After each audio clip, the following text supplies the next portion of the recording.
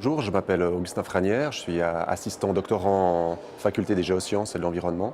Et je viens de terminer une thèse à cheval entre sciences de l'environnement et philosophie politique sur les relations entre liberté individuelle et protection de l'environnement.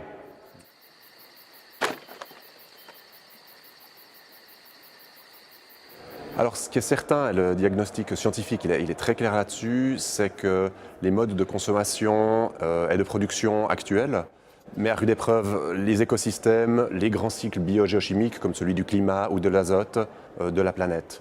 Peut-être le meilleur indicateur de cela, c'est la fameuse empreinte écologique. L'ensemble de la population humaine sur la planète consomme les ressources d'une planète et demie. Donc nous avons dépassé la biocapacité de la planète. Mais il y a des grandes divergences d'un pays à l'autre. Pour la Suisse, on est à 5 à peu près.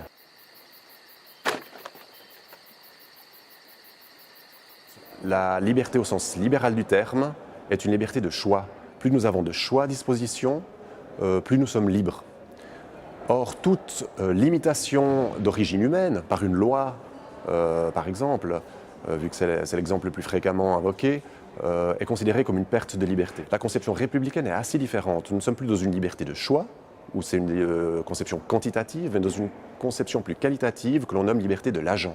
Ce qui compte n'est pas forcément d'avoir un nombre le plus élevé possible de choix à disposition, mais d'être maître de sa destinée, de ne pas être soumis à la domination d'autrui.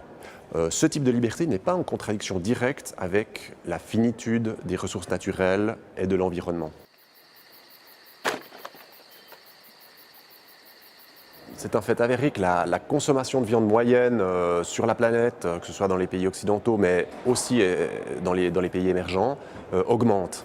Or, la production de viande, donc par l'élevage, en particulier l'élevage industriel, est responsable de entre 14 et 18% en fonction des sources des émissions de gaz à effet de serre de l'humanité. C'est extrêmement élevé, c'est plus que l'ensemble des transports, qui eux sont responsables de 13% des émissions de gaz à effet de serre. On sait que la viande rouge a un impact beaucoup plus fort que la volaille par exemple.